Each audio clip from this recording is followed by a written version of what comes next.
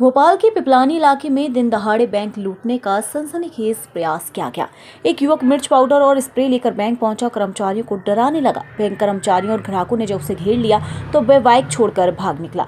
इस घटना का सीसीटीवी फुटेज भी सामने आया है। सूचना के बाद मौके पर पहुंची पुलिस ने बाइक नंबर के आधार पर युवक को देर रात दबोच लिया।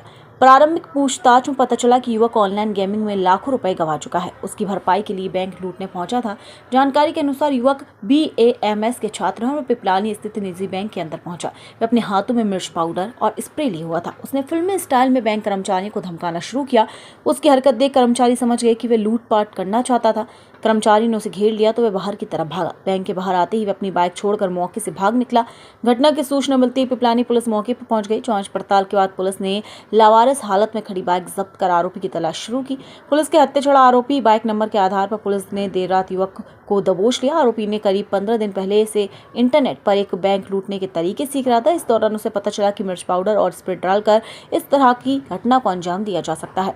पुलिस युवक का आपराधिक रिकॉर्ड खंगालने के साथ ही पता लगाने का प्रयास कर रही है कि उसके साथ कोई अन्य साथी था या नहीं। इस पूरे मामले का जल्दी खुलासा किया जाएगा।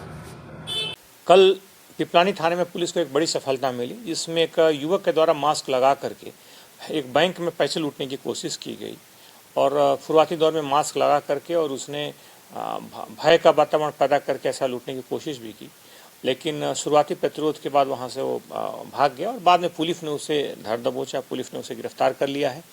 उसके पास से कुछ एक एयर गन, नकली पिस्टल और साथ ही साथ एक स्प्रे मिला है, जिसका तत्कालिक इस्तेमाल करके वो इसका फ़ायदा उठा करके लूट करना चाहता था।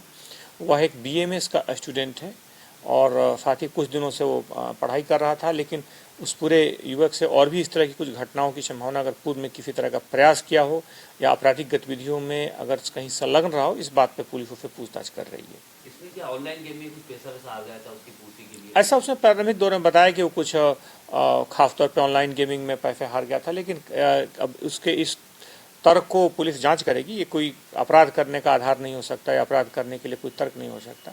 अगर अपराध किया है उसने तो पुलिस ने उसे तत्परता से गिरफ्तार किया है और उसे कड़ी कार्रवाई सुनिश्चित की जा रही है। सर,